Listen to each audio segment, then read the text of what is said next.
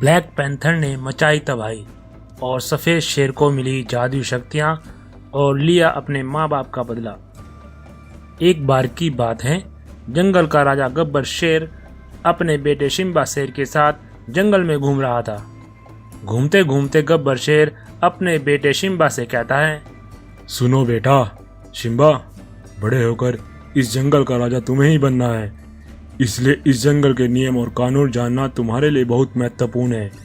क्या सच में पिताजी, आपकी तरह मैं भी इस जंगल का राजा बनूंगा? हाँ मेरे बेटे, इस जंगल का भविष्य तुम ही हो।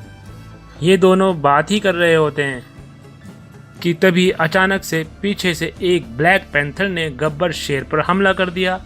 गब्बर शेर को पलटवार करने का मौका ही नहीं दिया और राजा गब्बर शेर वहीं पर मर गया। शिम्बा ये देखकर बहुत दुखी हुआ और रोने लगा। तब ब्लैक पैंथर शिम्बा से कहता है, सुनो शिम्बा, जाकर अपनी माँ शेरनी से कह दो कि ये जंगल छोड़कर चली जाओ, नहीं तो तुम दोनों भी अपने पिता की तरह मारे जाओगे, क्योंकि इस जंगल का राजा अब मैं हूँ।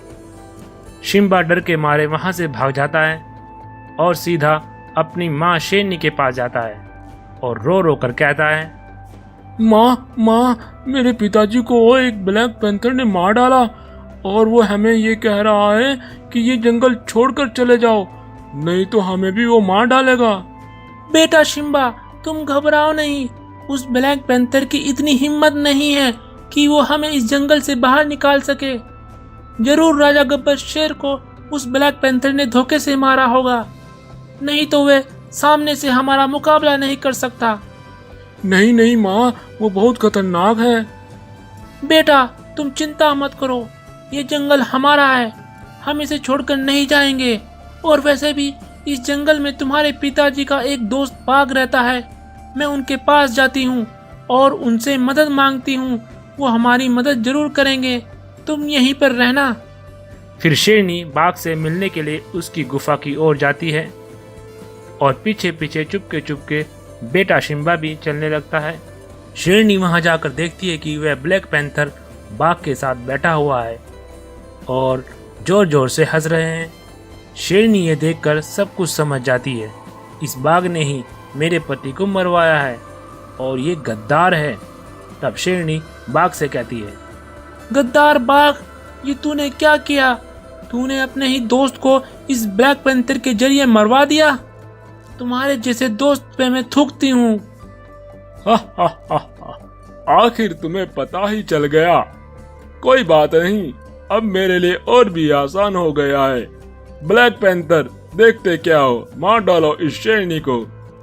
तब ब्लैक पैंथर और बाघ मिलकर शेरनी को भी मार डालते हैं। ये सब कुछ छुपकर सिम्बा देख रहा था और डर कर वहाँ से भाग जाता है और एक वीरान जगह पर जाकर छिप जाता है। और इधर बाघ इस जंगल का राजा बन जाता है और ब्लैक पैंथर को मंत्री बना देता है। और दूसरी ओर शिम्बा घूमता हुआ दूसरे जंगल में चला जाता है। वहां जाकर देखता है कि एक गुफा में बहुत तेज से रोशनी हो रही है। वह रोशनी कभी बंद होती है तो कभी शुरू हो जाती है। ये देखकर शिम्बा चौंक जाता है। अरे ये रोशनी कैसी हो रही है, और ये रोशनी कभी बंद होती है तो कभी शुरू, आखिर क्या माजरा है, ये मुझे जाकर देखना होगा। तब शिम्बा उस गुफा में जाता है और वहां जाकर देखता है वे नागमणि है जो चमक रही है और उसके पास उसका रक्षक नाग भी है। नाग शिम्बा को देखकर बोला, शिम्बा, तुम इस गुफा में कैसे आ गए हो? आज तक कोई भी जानवर इस गुफा के अंदर नहीं आया और जिसने भी अंदर आने की कोशिश की वो जलकर राख हो गया, लेकिन तुम पहले ऐसे जानवर हो जो मेरी गुफा में प्रवेश कर पाए। जरूर तुम किसी सच्चे राजा के बेटे हो। हाँ नाग महाराज, मैं सुंदरवन जंगल के राजा गब्बर शेर का बेटा शिम्बा शेर हूँ। वहाँ हमारे परिवार के साथ बहुत गलत हुआ। एक बाघ ने राजा बनने के लालच में मेरे पिताजी और माँ को मार डाला। अब मैं बिल्कुल अकेला हूँ और मैं इतना शक्तिशाली भी नहीं कि मैं उनका मुकाबला कर सकूं। अच्छा, तो ये बात है। भगवान ने तुम्हें मेरे पास इसलिए भेजा है ताकि तुम अपने माँ बाप का बदला ले सको। शिम्बा बेटा, मैं तुम्हें इस जादुई मणि की शक्तियाँ देता हूँ, जिसे पाकर तुम उन दुष्ट बाघ से बदला ले सकते हो।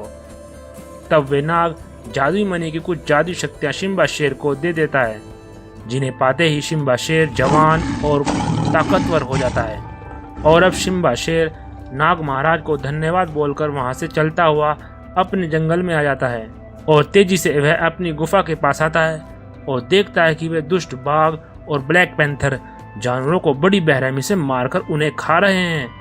तब सिम्बा बोलता है, गद्दार बाघ, बस बहुत हो गया तुम्हारा इस जंगल पर कहर। अब मैं तुम्हें यहीं पर खत्म कर दूंगा। अरे तू कौन है और यहाँ क्या करने आया है? अगर तुम्हें तुम्हारी जान प्यारी है तो चला जाओ यहाँ से। बाघ, मैं हूँ जंगल का राजा सिम्बा, गब्बर शेर का बेटा।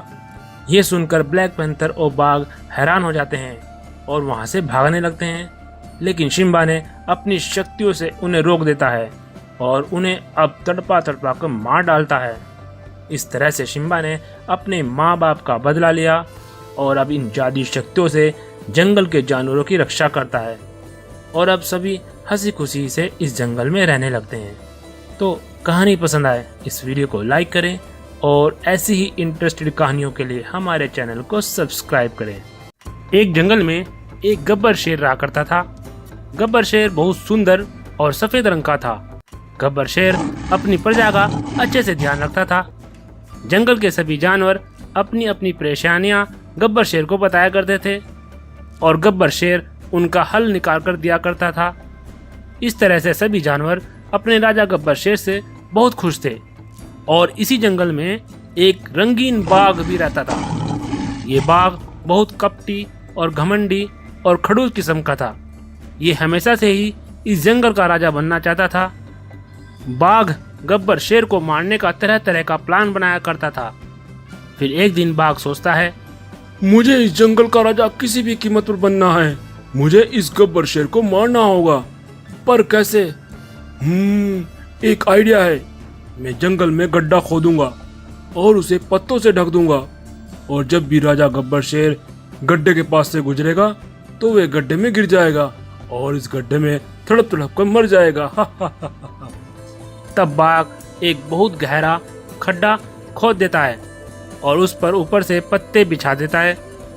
फिर एक दिन गब्बर शेर उस गड्ढे के पास से गुजर रहा था। गब्बर शेर उस गड्ढे के ऊपर से जाने ही वाला था कि तभी वहां पर अचानक से एक बाज आ जाता है और वह उन पत्तों पर पंजा मारकर उन पत्तों को नीचे गड्ढे में गिरा देता है। गब्बर शेर ये देखकर चौंक जाता है। अरे, यहाँ पर तो ये गड्ढा था। अगर ये बाज सही वक्त पर ना आता तो आज मैं इस गड्ढे में गिरकर मर जाता। तब शेर वहां से वापस लौट जाता है और एक बार फिर से बाघ का प्लान फेल हो जाता है। लेकिन बाघ ने हार नहीं मानी। उसने फिर से एक और प्लान बनाया।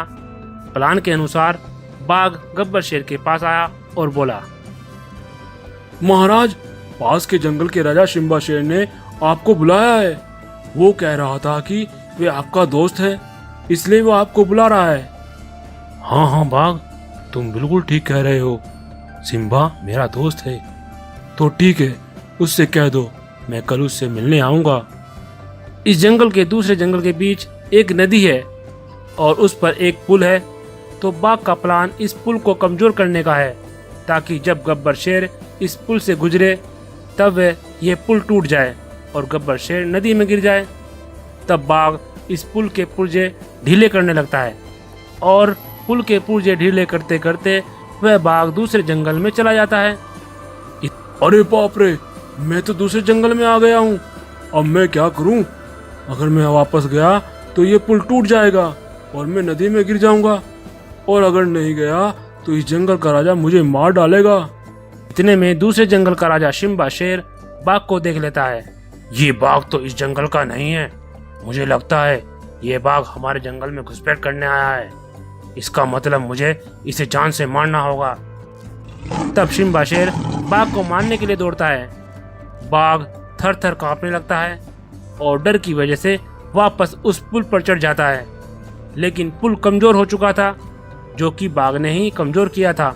तो इसलिए बाघ के पुल पर चढ़ते ही ये पुल टूट कर नीचे गिर जाता है और बाघ भी उस नदी में डूबकर मर जाता है। तो देखा दोस्तों, इस कहानी से हमने क्या सीखा? जो कोई किसी के लिए गड्ढा खोदता है तो वे गड्ढा ही उसकी मौत का कारण बनता है। मतलब जैसी करनी वैसी भरनी।